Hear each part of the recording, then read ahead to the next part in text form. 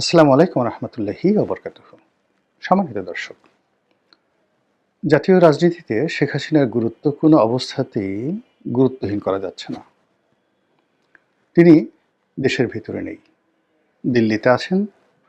মাঝে মাঝে আমরা তার শব্দ শুনি, আওয়াজ শুনি, কিন্তু গত 17 মাসে তার চেহারা সুরত আমরা একবারও দেখিনি, যেটাকে ফিজিক্যাল অ্যাপিয়ারেন্স বলা হয়। আবার তার যে শব্দ বা কথাগুলো, এগুলো নিয়ে নানা রকম বিতর্ক আছে। কেউ বলেন এগুলো আর্টিফিশিয়াল ইন্টেলিজেন্স বা এআই দিয়ে, প্রযুক্তি দিয়ে তৈরি। এবং আপনারা জানেন যে টেকনোলজি এখন এমন পর্যায়ে চলে এসেছে, আপনি যদি চান আমার কণ্ঠটি নকল করে হুবহু আমার যে কোনো বক্তব্য, মানে আমি যা বলতে চাই এরকম তৈরি করবেন।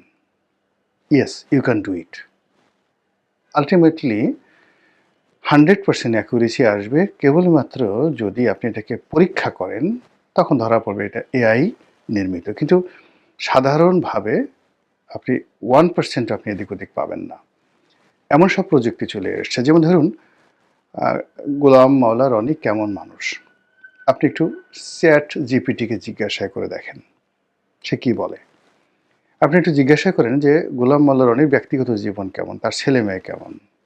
ইভেন আমি এ যাবৎকালে যত লেখাগুলো লিখেছি, অলমোস্ট 50 লক্ষ ওয়ার্ড 2009 থেকে এ পর্যন্ত লিখেছি, যেগুলো জাতীয় দৈনিকে প্রকাশিত হয়েছে, এবং এগুলো সবই বই আকারে প্রকাশিত হয়েছে।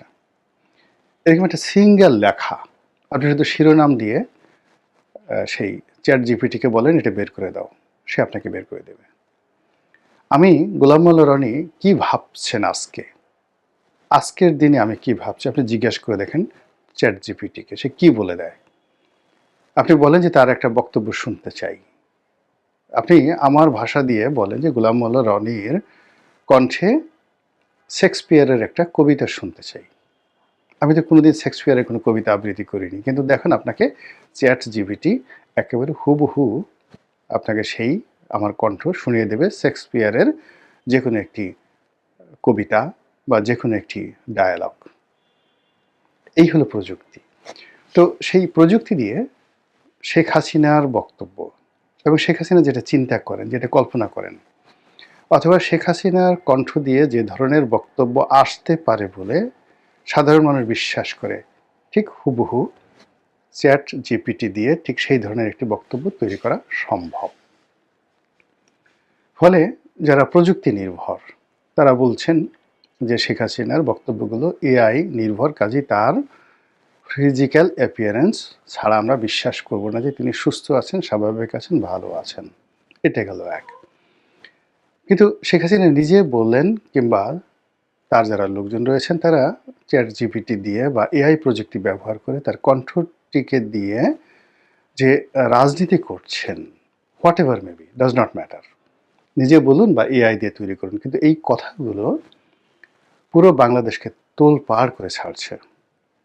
দিল্লি থেকে তিনি যাই বলছেন, সংবাদের শিরোনাম হচ্ছে, সোশ্যাল মিডিয়া তছনছ হয়ে যাচ্ছে, সরকার প্রতিক্রিয়া দেখাচ্ছে, রাজনৈতিক দলগুলো নানা সমীকরণ তৈরি করছে, আর আওয়ামী লীগের যারা লোকজন তারা খুশিতে নাচছে। শেখ হাসিনার বয়স 80 বছর হয়ে গেছে, ডাজ নট ম্যাটার।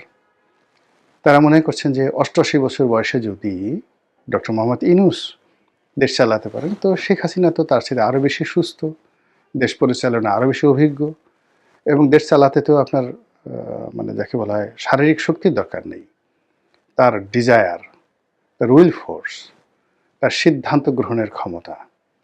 তিনি যদি প্যারালাইজড হয়ে বিছানায় শুয়ে শুয়েও বুঝতে পারেন যে দেশ কীভাবে চলছে এবং কী করা উচিত, তিনি তো সিদ্ধান্তগুলো দেবেন। তো কাজে আওয়ামী লীগের লোকজন মনে করেন যে শেখ হাসিনার যে যোগ্যতা, তার অভিজ্ঞতা, তার দৃঢ়তা, তিনি হাঁটাচলা করতে না পারলেও শুয়ে যদি থাকেন, তার ব্রেনটা যদি ঠিক থাকে, তাহলে তিনি যে কোনো মানুষের চাইতে বাংলাদেশে যারা আছেন তাদের সবার চাইতে দেশ ভালো চালাতে পারেন। আওয়ামী লীগের লোকজন মনে করেন তিনি কেবল বাংলাদেশের রত্ন নন, তিনি এখন বিশ্বরত্ন। এই পৃথিবীতে যারা পৃথিবী শাসন করছেন এই মুহূর্তে, সেই পৃথিবী শাসকের মধ্যে একমাত্র চীনের প্রেসিডেন্ট শি ছাড়া অন্য কেউ সরাসরি শাসনকার্য প্রণালীতে গত ১৫ বছরের অভিজ্ঞতা নিয়ে শেখ হাসিনার সমপর্যায়ে নেই। ২০০৯ সালে শেখ হাসিনা যখন শাসন ক্ষমতা শুরু করেছিলেন, ঠিক সেই সময়টাতে বিশ্ব যে সকল নেতৃবৃন্দ ছিলেন তারা কেউ নেই একমাত্র চীনের প্রেসিডেন্ট ছাড়া। আর রাজতন্ত্রের দেশে রাজারা আছেন, সৌদি আরবে রাজারা আছেন, তারপরে ইরানে খামেনি সাহেব আছেন, কিন্তু তারা শেখ হাসিনার মধ্যে কেউ শতভাগ একেবারে অ্যাক্টিভলি জুডিশিয়ারি, এক্সিকিউটিভ, মিলিটারি সবগুলো তিনি এক হাতে হ্যান্ডেল যেভাবে করেছেন, এটা আসলে শেখ হাসিনা সাহেব কেউ করেনি। এই কারণে আওয়ামী লীগের যারা নেতাকর্মী, তাদের যারা প্রতিপক্ষ যতই শেখ হাসিনাকে স্বৈরাচার, ফ্যাসিবাদী যা কিছু বলুক না কেন, তারা মনে করেন যে তিনি গণতন্ত্রের জন্য, রাজনীতির জন্য, সুশাসনের জন্য, দেশের উন্নয়নের জন্য ল্যান্ডমার্ক।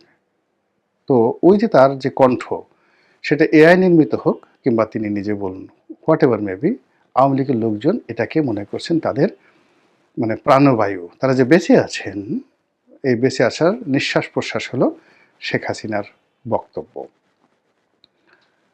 এরপর দ্বিতীয় যে বিষয়টি রয়েছে সেটি হলো সরকার। এখন যারা আছেন কিংবা আন্দোলনের যারা কর্তা ব্যক্তি, তাদের জন্য এই শেখ হাসিনার যে কণ্ঠস্বর, এটাই এখন তাদের জন্য একটা বিরাট যন্ত্রণা।